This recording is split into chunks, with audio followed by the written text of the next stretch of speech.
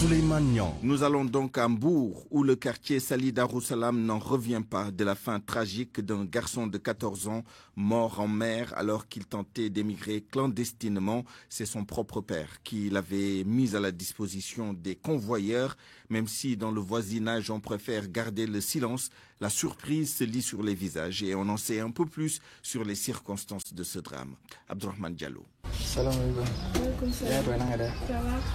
Nous sommes devant chez les Doudous au quartier Sali Darussalam. C'est la bonne qui ouvre la porte. Les parents du jeune qui a perdu sa vie en mer n'étaient pas sur place.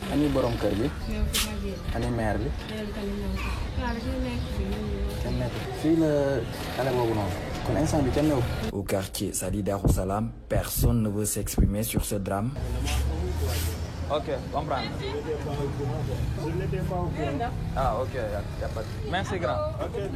Même les enfants qui ont l'âge de Doudou ne veulent pas parler de la situation.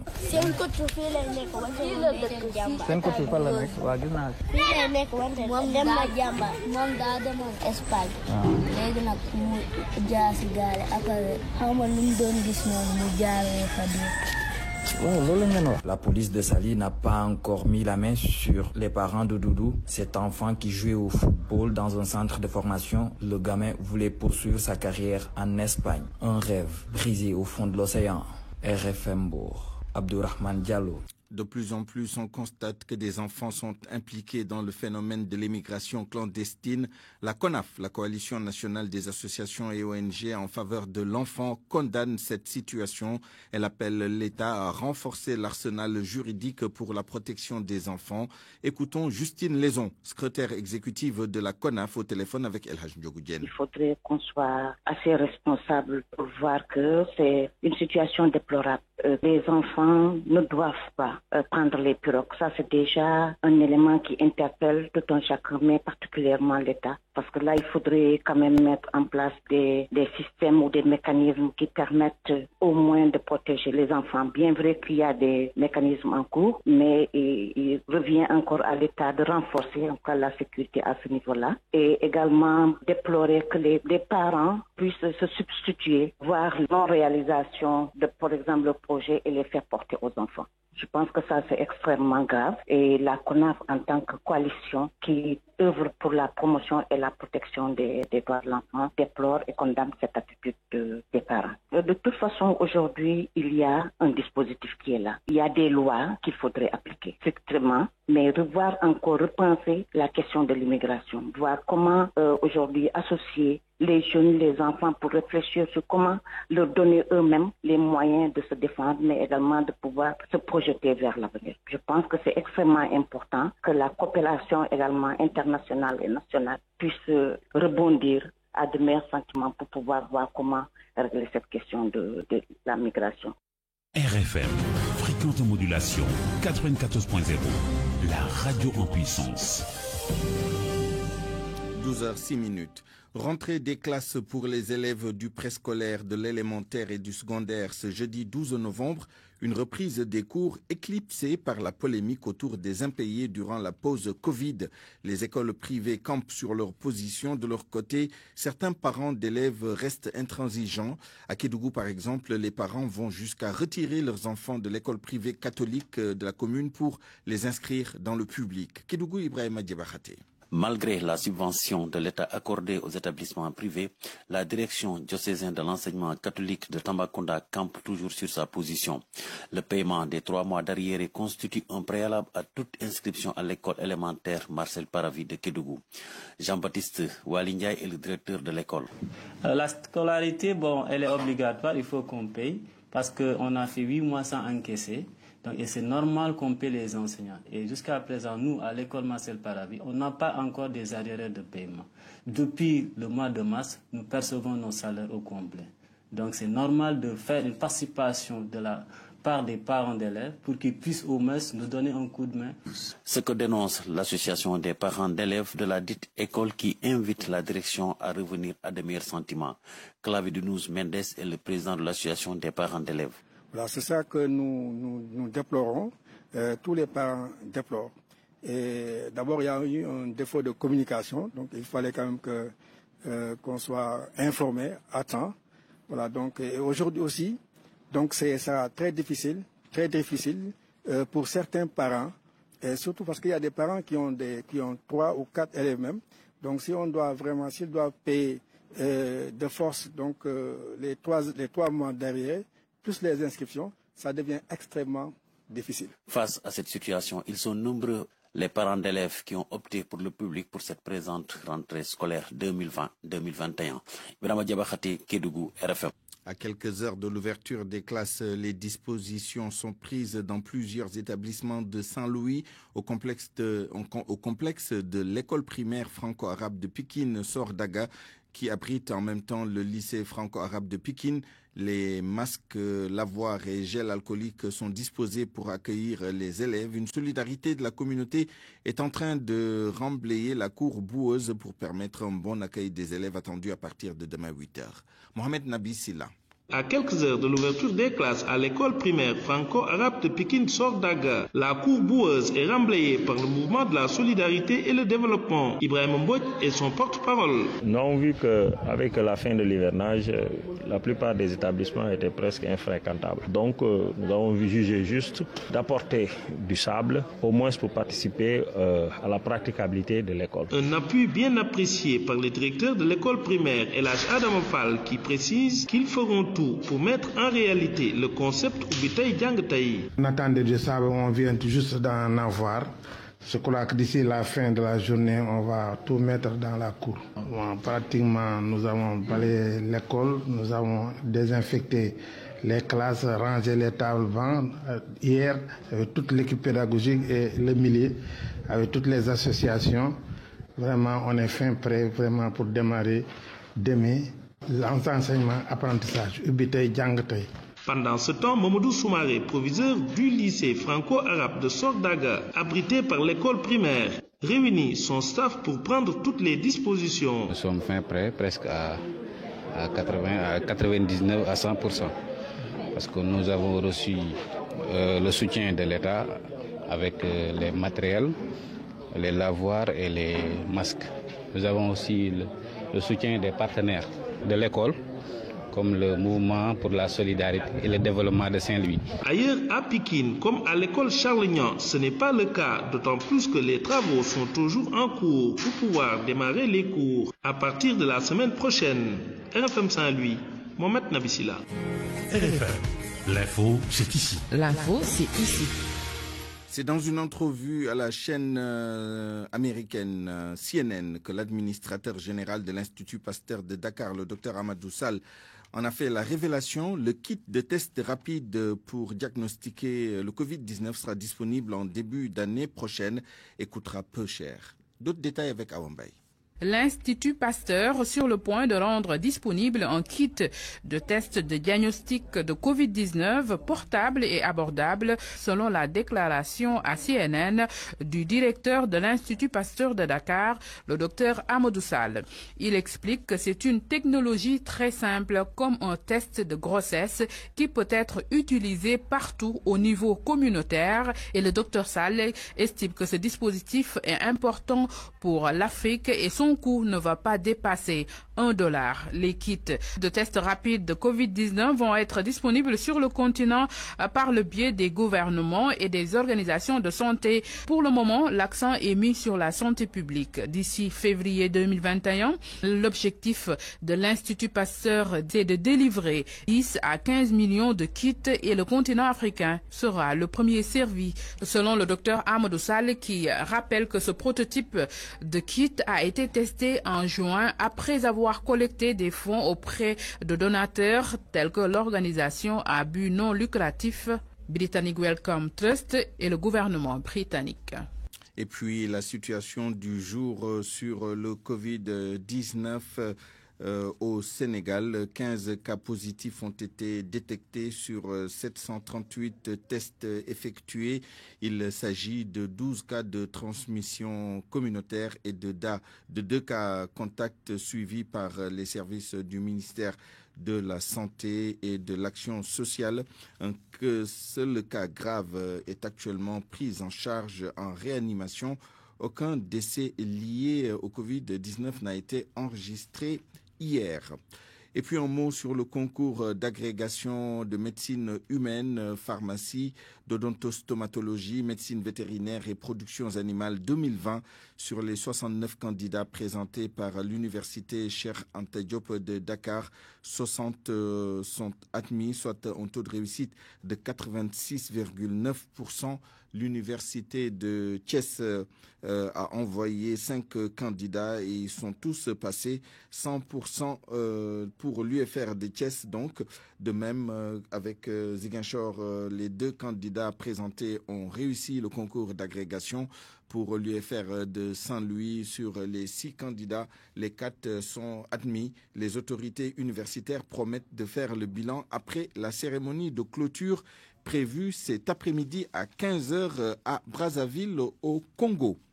Un mot de politique, le parti Réumi assume son entrée dans le gouvernement et la nomination de son leader Idrissa Seck comme président du Conseil économique, social et environnemental. Les partisans de l'ex-premier ministre disent ne pas regretter leur posture malgré les nombreuses critiques notées ces derniers jours.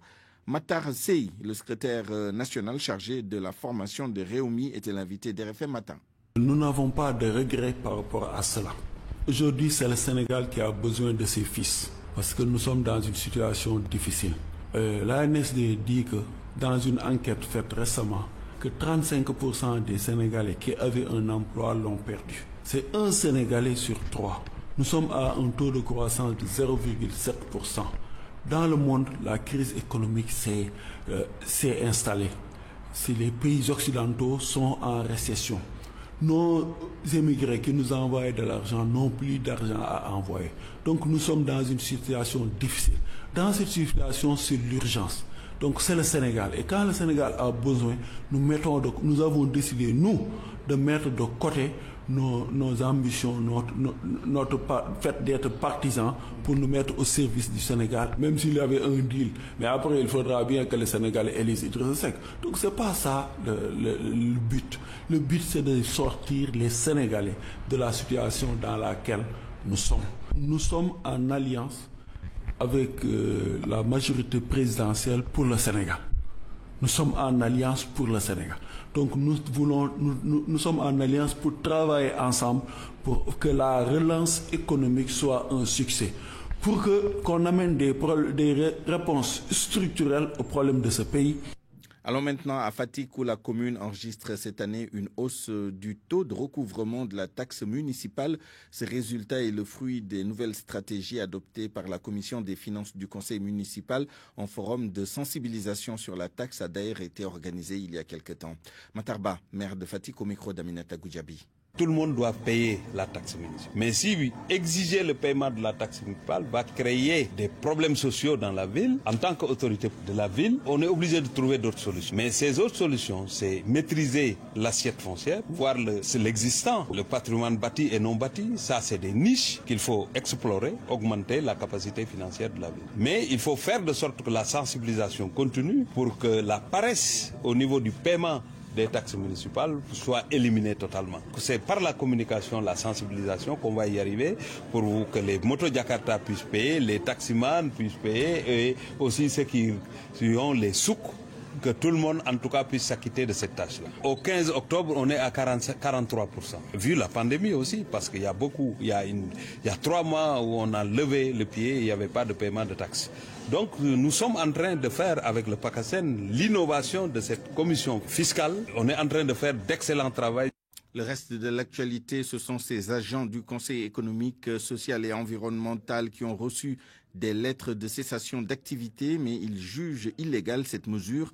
Les concernés se considèrent toujours des employés de l'institution et comptent mener le combat. Barthélémy Ngom. L'arrivée d'Idrissa Seck au Conseil économique, social et environnemental semble déjà créer une tension au sein de l'institution. Certains agents de l'administration disent avoir reçu des actes de cessation d'activité. Une mesure prise par la secrétaire générale du Conseil économique, social et environnemental, Dr Anta Sané, contestée par les concernés. Bassirou Dieng, un d'eux. Ces membres, qui ont reçu des actes de cessation de service ont soit des contrats à durée indéterminée, mais il y a eu d'autres aussi, des autres fonctionnaires qui ont reçu des actes de cessation de service. Alors que tous ces agents-là ont des contrats à durée indéterminée et on leur demande de cesser leur service, de rester chez eux jusqu'à ce que on leur dit quelle conduite tenir. Cette décision est donc nulle et non avenue à leurs yeux, car la secrétaire générale de l'institution n'a pas cette prérogative, estime notre interlocuteur, qui précise qu'aucun motif n'a été retenu contre eux. Dans la loi organique, cet acte est un abus de pouvoir, il faut le souligner, parce que l'article 26 de la loi organique, il est dit que les services administratifs du Conseil économique, social et environnemental sont placés sous l'autorité du président agissant par délégation du bureau. Donc ce n'est pas à madame la secrétaire générale, Dr Anta Sané, de prendre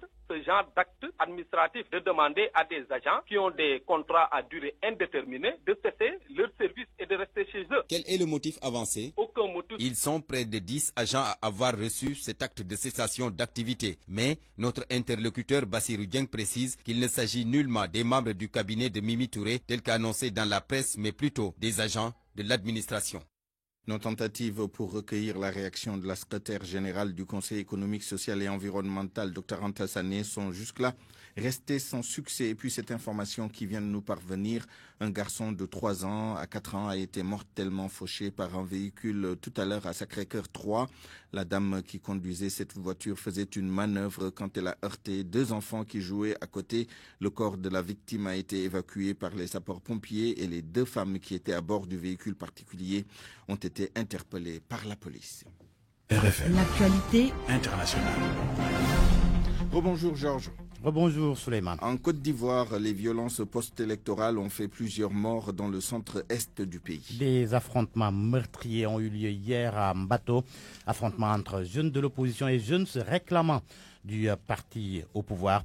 Plus de détails avec Gobia Yabi.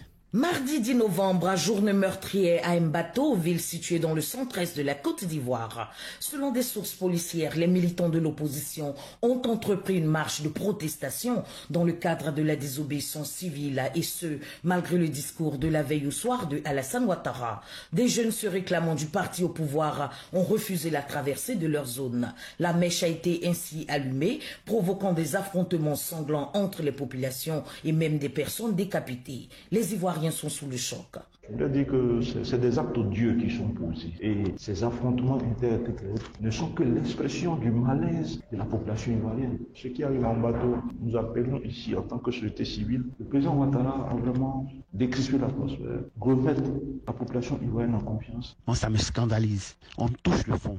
En Côte d'Ivoire, décapiter des gens, jouer avec leur tête. Je ne trouve pas de mots. Pour des vieillards qui sont au seuil de leur vie, la jeunesse est en train de se détruire, en train de se tuer. La jeunesse prenne conscience. On n'a pas de raison de se tuer pour eux. Voilà où nous conduit la désobéissance civile lancée par l'opposition. Le préfet du département fait état de 3 morts et 26 blessés, dont 2 cas très inquiétants. Par contre, l'opposition annonce 34 morts, 86 blessés et 17 maisons incendiées.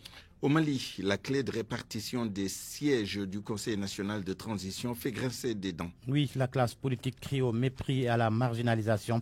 Les forces de défense et de sécurité détiennent 22 sièges suivis des partis politiques avec 11 postes. La société civile 9 postes. Le M5 RFP possède 8 sièges. Ainsi, l'ancien ministre Ousseini Amion Guindo, président du CODEM, réagit en déclarant que le décret de répartition infantilise et méprise la classe politique et même la société civile. Il dit d'ailleurs ne pas reconnaître le CNT et les décisions qui seront prises. Quant à l'ancien ministre Demba Traoré de l'URD, de Soumaïla Cissé, il parle d'une clé de répartition qui ne satisfait pas les doléances du M5 RFP. Le M5 RFP, justement, il se réunit cet après-midi pour donner sa position. Au Cameroun, le roi de Kumbo dans la région nord-ouest est libéré par ses ravisseurs, lesquels demandaient une rançon que sa famille assure ne pas avoir payée et le retrait du chef traditionnel des prochaines élections. Sem Mbinglo avait été arrêté jeudi dernier près de Bamenda en compagnie d'une dizaine de personnes dont le cardinal Christian Toumi qui avait lui été libéré dès le lendemain vendredi. En Afrique du Sud, pour terminer, le secrétaire général de l'ANC est sous le coup d'un mandat d'arrêt. Ace Magachoul est mis en cause pour corruption dans une affaire de contrat public. Les accusations datent de 2014, du temps où il était gouverneur de la province de Free State. à ce stade. Donc, Ace Magachoul devrait comparaître dès ce vendredi. Georges Détier Diop, merci. Il est 12h22. Parole aux auditeurs. L'actualité, qu'en pensez-vous? Moi, je pense que vous devez. Réagissez dans nos éditions d'information sur l'actualité. Bonjour. Du lundi au vendredi, vous avez la parole sur RFM. Point de vue, ce sera tout à l'heure et nous débattrons de la communication presque inexistante du chef de l'État et de son gouvernement sur les nombreuses victimes de la migration clandestine. Nous en parlerons avec nos deux invités du jour. RFM Sport.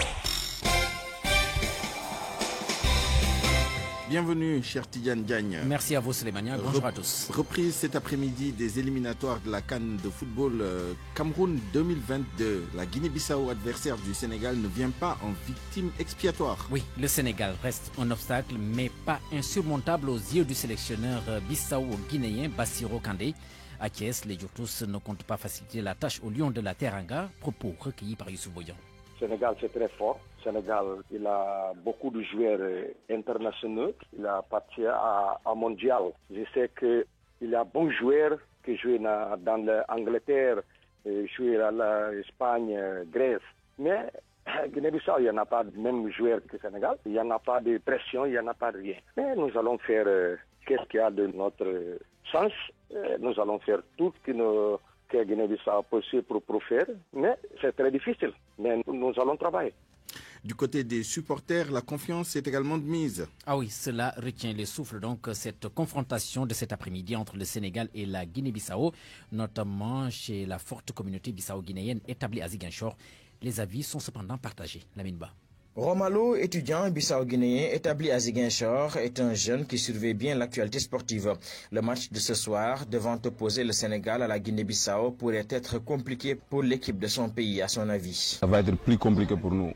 Parce que jouer contre le Sénégal, c'est pas facile. On sait que le Sénégal, c'est des potences ici en Afrique. Donc pour jouer, notre sélection commence à démarrer comme ça. Nous ne sommes pas encore plus forts comme le Sénégal. S'en sortir avec un point au match aller, c'est possible, selon Sylvestre Gomez, lui aussi ressortissant bissau-guinéen. Il est d'avis que les arguments pour arriver à ces résultats sont là. On fera tout par qu'on peut sortir même avec un point, c'est bon pour nous. Donc, nous avons beaucoup de chance parce qu'on sait que le Sénégal va ignorer notre sélection. Parce qu'ils sont faibles comme ça, on va faire des surprises. Par contre, ce dont il est sûr, c'est que le résultat sera sans appel au match retour. Mais chez nous, bien sûr, je crois qu'on va gagner. Pour moi, c'est match nul, 1-1. Ça va être compliqué parce qu'on va jouer à l'extérieur. Mais chez nous, ça va devenir peu facile. Moins optimiste, son compatriote Vittorino Quarestiga voit lui une autre configuration du résultat du match de ce soir. Je crois que Guinée-Bissau vont gagner le Sénégal 1-0 comme ça. Parce que Sénégal, on connaît le Sénégal. Devant de la Guinée-Bissau devant le Sénégal, c'est comme un petit enfant, comme devant quelqu'un majeur. Mais ça ne nous empêchera d'être avoir confiance qu'on va gagner ce match. Le match devant opposer cet après-midi le Sénégal à son voisin de la Guinée-Bissau retient bien l'attention de la forte communauté bissau-guinéenne établie ici à Ziguinchor, mais il reste constant que les pronostics sont très différents sur l'issue de ce match. Lamine Ba, Ziguinchor, Radio Futur Média. Non loin de Ziguinchor, Bissau, la capitale des Djourtous bissau-guinéens et sénégalais donne leur avis sur la confrontation de cet après-midi. La confiance est de mise de part et d'autre, mais nous allons écouter, les Sénégalais établis justement dans la capitale bissau-guinéenne dans ce Vox Populi réalisé par Noah Mankali et traduit par Sodakam. Comme Bissau avec Sénégal. Sénégal-Guinée-Bissau, c'est la même chose pour nous. C'est deux pays voisins, il y a beaucoup de Sénégalais ici. Au Sénégal aussi, il y a beaucoup de Bissau-Guinéens. Pour ce match, on est obligé de supporter les deux équipes, que la meilleure gagne. Même si on souhaite que le Sénégal gagne par 1-0 et un but que Ismaël Sarr va marquer, bien sûr. Sénégal va gagner, Inch'Allah, par 3-0 ou même 4-0. On souhaite que ce match aussi se joue dans la paix. Pour moi, que la meilleure équipe gagne. Concernant le score, je pense que le Sénégal va battre la Guinée par 2-0. Mais n'oublions pas que nous sommes partagés entre ces deux pays. Nous sommes pour le Sénégal, mais si c'était une autre nation, c'est sûr qu'on va supporter la Guinée-Bissau. Nous sommes là depuis 20 ans, alors c'est normal que l'on supporte la Guinée-Bissau. Si elle joue contre une équipe autre que le Sénégal, bien sûr. n'oublions pas que c'est juste un match aussi. Sénégal-Guinée, c'est 11 contre 11. Il ne faut pas minimiser son adversaire puisqu'il n'y a plus de petites équipes. Mais je pense que le Sénégal va gagner par 3-1. Sodacham, Sénégal-Bissau, Guinée-Bissau plutôt. On est à quelques heures du match prévu au stade La Dior de Thiès où les organisateurs sont à pied d'œuvre depuis ce matin. Toutes les dispositions sanitaires sont prises pour cette confrontation qui va se jouer à huis clos. Le reportage signé Cherante Diop. Un tour au niveau du stade La Dior de Thiès a suffi pour constater que toutes les dispositions sont prises conformément aux mesures édictées par les autorités sportives. Les membres du comité d'organisation ainsi que des agents chargés du nettoiement s'attellent au dernier réglage. Ancien arbitre, instructeur arbitre maintenant. Il y a le coordinateur en chef qui sera là tout de suite, Momorlo sera là. Il n'y a pas de vente de tickets ce matin. Il n'y a même pas de tickets avant. On a pris toutes les dispositions puisque ce temps-là que tu vas vérifier les tests barrières et les mesures barrières ont tous été pris. Les masques, on va les porter. On s'est bien organisé là pour gérer le match. Oui, c'est M. Ibrahim Mbaye, coordonnateur du pôle de gestion des déchets de Thiès pour le compte de l'UCG. Aujourd'hui, on est venu faire les derniers réglages, surtout tout ce qui est très aux alentours du stade derrière la pelouse. Déjà, on avait mobilisé une pelle mécanique, le matériel lourd pour le désherbage et enlèvement des ordures. Quelques supporters qui avaient déjà acheté leur ticket d'entrée sont postés devant les guichets dans l'attente d'être remboursés. Tous ceux qui avaient acheté des billets, on les a remboursés. On avait déjà vendu des billets de 15 000, mais on a remboursé tout le monde qui était ici. C'est la FIFA qui a décidé ça. Il y avait des billets de 15 000, 50 000, 5 000 et 3 000. Ils ont tous été remboursés. Et certains ont même décidé de revenir ce soir se camper devant la grande porte du stade La Dior de Thiès pour se familiariser avec leurs idoles. RFM Thiès, Cher Ante Diop. Cher Tidiane, plusieurs autres matchs sont attendus. Et nous allons d'abord démarrer, Suleiman, par le groupe A qui va jouer à partir de 16h sa rencontre devant opposer la République de Guinée au Tchad. Dans le groupe E, à la même heure, c'est la Mauritanie qui accueille le Burundi. Groupe F, 16h toujours, Cap-Vert, Rwanda. Dans le groupe G, à 16h, le Kenya accueille les Comores. Et puis dans le groupe J, à partir de 19h, c'est la Guinée équatoriale qui se rend à Tripoli pour y croiser la Libye ou alors Tunis. C'est là où d'ailleurs la Libye accueille donc ces rencontres du fait de la tension politique qui sévit dans ce pays. Et puis nous allons terminer avec les matchs amicaux internationaux qui vont se jouer ce mercredi avec la date internationale. À partir de 17h45, la Turquie croise le fer avec la Croatie. La Suède rend visite au Danemark. Match prévu à partir de 18h30. 19h45, Belgique-Suisse. À la même heure, l'Italie s'oppose à l'Estonie. Le Portugal accueille Andorre. Allemagne, République tchèque est prévu aussi à la même heure à partir de 19h45. Les Pays-Bas vont jouer contre l'Espagne. L'Ukraine est en déplacement au Pologne. Et puis la France joue à la même heure, 19h45, contre l'équipe de la Félam Suleiman. Merci, cher Tidiane Diagne. 12h30 minutes. RFM, la presse du jour. La presse de ce mercredi 11 novembre 2020, lue et commentée par Georges Déthié-Diop. Le triste visage de la migration clandestine. Doudou, 14 ans seulement, mort en mer. À lui seul, il résume l'ampleur du phénomène. Sa photo trône à la première page de Libération. Le regard innocent, le journal nous apprend que pendant la traversée, Doudou Faye est tombé malade avant de rendre l'âme. Son corps sans vie sera jeté par la suite dans l'océan. Mais ce qui choque le plus mon confrère, c'est son père qui l'a fait embarquer. Libération raconte que le 16 octobre dernier, après avoir trompé la vigilance de son épouse, Mamadou Lamine a remis son fils aîné à des passeurs qui devaient rallier l'Espagne à partir de Mbour. Il est depuis hier entre les mains de la brigade de recherche de Mbour. Mais pourquoi le phénomène Barça au Barsac a atteint un tel niveau? Le témoin indique que c'est la pauvreté qui pousse les aspirants à affronter l'océan pour espérer rejoindre un hypothétique Eldorado sur le vieux continent. Large dossier sur le sujet à lire aux pages 5, 6 et 7 du quotidien Le Témoin. Sud Quotidien s'y met aussi et évoque des politiques à coups de milliards aux résultats insignifiants. Le journal indique que plusieurs politiques ont été initiées par l'État du Sénégal et soutenues par l'Union européenne pour lutter contre l'immigration irrégulière. Des financements ont été octroyés octroyés pour endiguer le phénomène, mais il perdure, affirme Sud Quotidien, qui a interrogé le coordinateur du Forum social sénégalais sur la question. Selon Mamadou Mignan Diouf, il faut des paroles, des actes d'investissement et faciliter les voyages. Il ajoute que la réponse sécuritaire à elle seule n'est pas suffisante pour lutter contre l'immigration irrégulière qui, si l'on se fie au journal Les Échos, a fait plus de 400 victimes en quelques jours. Et ça fait débat sur les réseaux sociaux. On y dénonce le silence du gouvernement et les tentatives de minimiser son ampleur. C'est pourquoi, informe Les Échos, les internautes décrètent une journée de deuil national. Demain vendredi donc, journée de recueillement sur les réseaux sociaux. Les Échos qui met par ailleurs en exergue la réaction du Parti démocratique sénégalais après la formation du nouveau gouvernement marqué par les retrouvailles Macky-Idi. L'AS aussi, le Parti démocratique sénégalais, parle de gouvernement de marchandage politicien, fustige une coalition politicienne et prépare un nouveau front politique pour faire face aux dérives incessantes et intolérables du régime sale et de ses nouveaux alliés. Ainsi, Les Échos affirment que Wade crache le feu sur Macky et ses néo-alliés. Pour l'AS, Wade maudit l'alliance et ouvre un front. Pendant ce temps, l'Observateur braque ses projecteurs sur la désormais ex-présidente du Conseil économique, social et environnemental, Aminata Touré. Le journal parle de retour de bâton et pour cause, l'Obs explique qu'attaqué, accusée de mauvaise gestion, Aminata Touré fait aujourd'hui face à ses anciennes méthodes,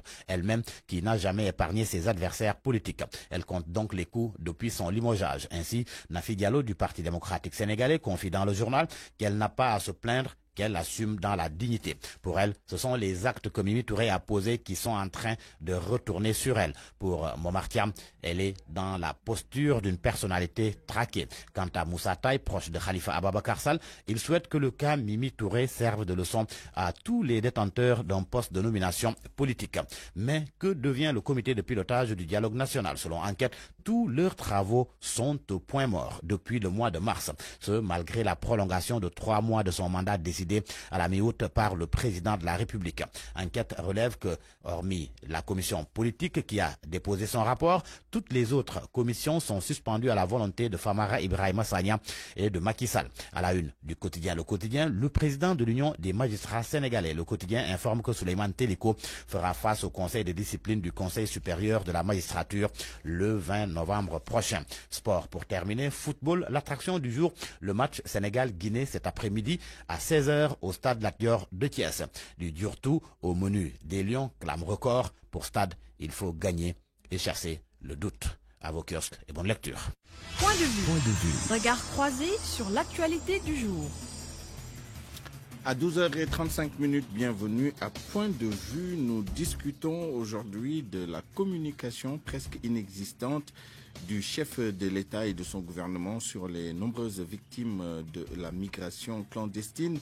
Et pour évoquer cette question, nous sommes en ligne et en direct avec le docteur Saïd Gaye, enseignant au CESTI, spécialiste en communication de crise. Bonjour, docteur Gaye. Docteur Gaye? Oui, bonjour. Bonjour. Alors, nous sommes également avec le docteur Momar Thiam, docteur en communication, directeur de l'école des hautes études information et communication, en information et communication, HEIC. Docteur Momar Thiam, bonjour. Oui, bonjour. Oui, je commence avec vous. Comment analysez-vous la communication du président de la République et de son gouvernement sur la question de la migration clandestine, des nombreuses victimes qui sont dénombrées? Le président et son gouvernement parlent-ils assez? Si oui, parlent-ils assez bien de cette question d'après vous? Écoutez, on a vu que quand il y a eu justement ce naufrage de clandestins, comme la presse l'a appelé, et qu'il y a eu 150, plus d'une centaine de morts, le président avait fait un communiqué justement pour, à la limite, présenter ses condoléances aux familles. Et je pense que ça a été vraiment une communication au minima, parce que voilà, une espèce de tragédie qui transcende à la limite les ministères, que ce soit le ministère de l'Intérieur, de la Surveillance du Territoire, le ministère des Forces armées et puis le ministère des Affaires étrangères. C'est une affaire quand même qui doit être prise en charge par la totalité de l'État, parce que ce sont des enfants de la nation. Et on est en face d'une crise sans précédent, puisque tout simplement, on a vu jusque depuis dans les années 2000, début des années 2000, qu'il y a eu ces vagues d'immigration qui passait par la mer avec son lot justement de drames, mais là, ça va en s'accentuant. Et malheureusement, on a l'impression que malgré le nombre de morts, malgré le nombre de naufragés, malgré le nombre de personnes reconduites à la frontière, cela va de plus belle. Cela veut dire quoi? Cela veut dire que, d'abord, que les personnes, à la limite, qui sont impliquées dans cette tragédie-là, je veux parler des jeunes qui veulent prendre les bateaux de fortune ou les pirogues, n'ont pas encore le sens du danger ou ont transcendé le sens du danger compte tenu de leur situation sociale. Et ensuite, l'État qui doit être dans son rôle de prévention mais aussi de répression ne joue pas totalement son rôle, en ce sens que on a vu que tous les jours apporte son lot justement de bateaux que l'on intercepte en mer ou qui sont arrivés à destination des îles Canaries. Et puis, il y a aussi la responsabilité des parents, parce qu'on a vu, et j'ai même entendu hier, qu'il existerait même autour des femmes une espèce de tontine qu'elles ont appelée galgui pour pouvoir permettre à leurs enfants de partir. Mais je veux dire, c'est une situation catastrophique, c'est quand même une espèce d'hécatombe. Et l'État, quelque part, est plus ou moins muette autour de cela, parce que tout simplement, on a l'impression que l'État est complètement désarmé. Très bien. L'État est complètement pris de vitesse par cette situation-là et ne sait pas par quel bout prendre la chose. Très bien. Je veux dire, il y a les actes que l'État peut poser avec la surveillance du territoire, parce qu'effectivement, il y a des bateaux qui sont interceptés, mais il y a aussi cette communication publique que devrait avoir l'État envers les populations, envers les parents, envers les élus locaux, puisque ces jeunes-là habitent dans des localités, et l'élu local, le maire, est le premier magistrat de sa commune et doit jouer sur sa proximité relationnelle avec ses populations en accord avec l'État pour engranger une forme de communication sous forme de plaidoyer et au-delà, essayer de trouver des solutions alternatives avec de l'emploi de proximité. On reviendra tout à l'heure à vous, on reviendra tout à l'heure pour les messages clés que vous attendez justement de ces autorités, en plus des actes concrets que vous évoquez. Vous évoquiez tout à l'heure un peu plus tôt dans votre développement cette communication du chef de l'État. C'était le 25 octobre sur son compte Twitter. C'est avec beaucoup d'émotion que j'ai appris l'explosion en haute mer du moteur d'une pirogue qui transportait des jeunes compatriotes. Un drame qui a causé la perte de plus d'une dizaine de jeunes en cette douloureuse circonstance. Je présente au nom de la nation et au mien propre mes condoléances émues aux familles éplorées. Toutes les dispositions seront prises par le gouvernement pour les aider à surmonter cette dure épreuve. Paix à leur âme, c'était le message qu'il avait publié à cette occasion. Docteur Saïd Gaye, vous êtes spécialiste en communication de crise. Est-ce qu'on peut déjà parler de situation de crise en l'occurrence? Si oui, quel type de communication les autorités devraient-elles développer, déployer pour les différents objectifs évoqués tout à l'heure par le docteur Momar Thiam, parler aux parents, parler aux jeunes, essayer de les dissuader de prendre des chemins dangereux et parler aussi aux autres parties prenantes de la nation. Oui, Moussignan, il faudra se dire que nous sommes dans une situation de communication. Le tweet du président Macky Sall du 25 octobre c'était déjà l'entrée dans la crise. C'était la première sortie médiatique.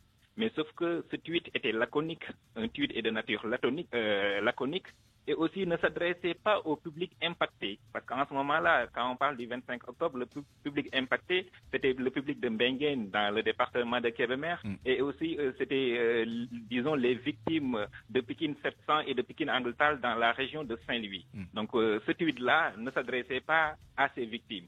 L'autre sortie médiatique, c'était la sortie médiatique avec un communiqué signé par le secrétaire général du ministère de l'Intérieur le 31 octobre, à la suite d'un tweet du secrétaire général de l'ONU qui se disait horrifié d'apprendre qu'au moins 140 personnes sont mortes dans un naufrage au large des côtes du Sénégal.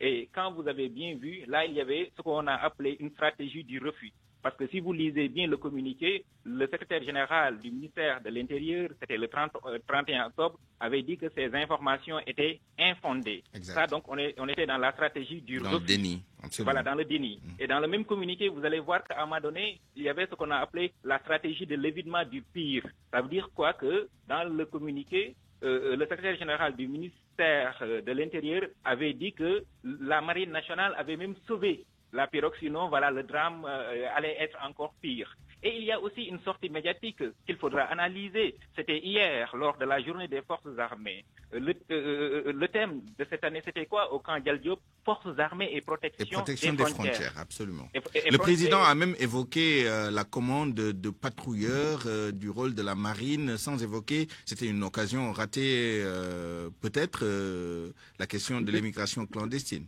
Oui, parce que dans le communiqué, dans le discours du président, j'ai en mémoire, et je le cite, ce passage.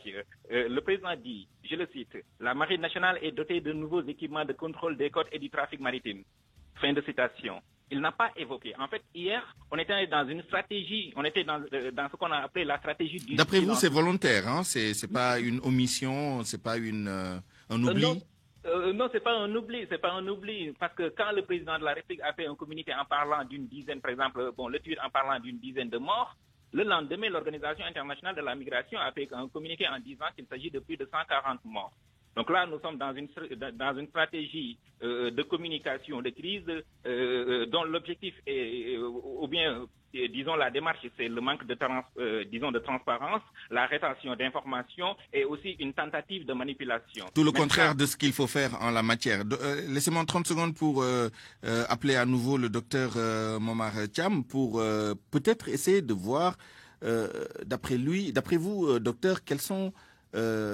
en dehors des techniques de communication en général, en toute sincérité, quels sont les messages que les autorités devraient envoyer aux différentes parties prenantes que vous avez listées tout à l'heure, les parents, les enfants, les autorités, les autres autorités, les collectivités territoriales, d'après vous? Écoutez, moi je pense que cette question, elle est tellement importante et avec son lot de catastrophes qu'à mon avis, il ne s'agit pas d'avoir un seul interlocuteur en termes de communication qui est le président de la République et au-delà le gouvernement. Moi, j'étais consul général du Sénégal à Bordeaux pendant une dizaine d'années. J'étais quasiment, dans ma juridiction, il y avait la frontière espagnole. Et je voyais les jeunes, justement, quelquefois, qui prenaient les embarcations de fortune qui venaient jusque là-bas. Et que donc, le ministère des Affaires étrangères est directement impliqué. Mais cela veut dire quoi? Cela veut dire que même les consulats qui jouent beaucoup de proximité relationnelle avec les populations restées sur place dans ces zones en Europe doivent parler aux familles souvent qui sont des familles d'accueil. Parce que quelquefois, c'est les familles même qui demandent à leurs ressortissants, au-delà du fait qu'ils ne peuvent pas avoir des visas pour rentrer en Europe, de le dire quelquefois même, pour certains, de prendre des embarcations de fortune. Donc, c'est en amont, c'est à la racine qu'il faut attaquer le problème. Mais à la racine aussi, il y a la question de l'emploi, il y a la question de l'employabilité, il y a la question de l'apprentissage. Et ça, c'est du rôle de l'État. L'État ne peut pas être dans une formule de communication publique, histoire de dire, faut pas y aller parce qu'il y a un danger. Mais faut pas y aller, il faut d'abord voir pourquoi les jeunes vont jusque-là. Donc pour vous, les mots ne suffisent pas. Les discours ne suffisent pas. Oui. Pour vous, les discours ne suffisent pas. Non, les discours ne suffisent pas, il faut poser des actes. Je veux dire, communiquer pour communiquer, c'est bien. Après, il y a l'effet d'agenda. On en parle pendant un moment, après, on n'en parle plus. Ce qui s'est passé, c'est que cette vague d'immigration-là est arrivée à un moment où le pays était dans un vide institutionnel parce qu'il y avait un remaniement pendant une semaine, 5-6 jours. Les gens attendaient et on ne savait pas où se trouvaient justement les lieux de décision et qu'est-ce qui prenait les décisions. On a l'impression qu'il y avait un vide institutionnel qui, par conséquence, a créé un vide communicationnel. Et donc, à partir de ce moment, on avait l'impression, en tout cas, moi, comme observateur, que l'État, ce n'était même pas sa priorité. Parce que quand le président de la République se contente juste d'un tweet, et comme l'a dit mon confrère, et que ça passe au-dessus de la vague, après on n'en parle plus, on a l'impression qu'il y a même une forme de mépris. J'espère qu'on n'en arrive pas là.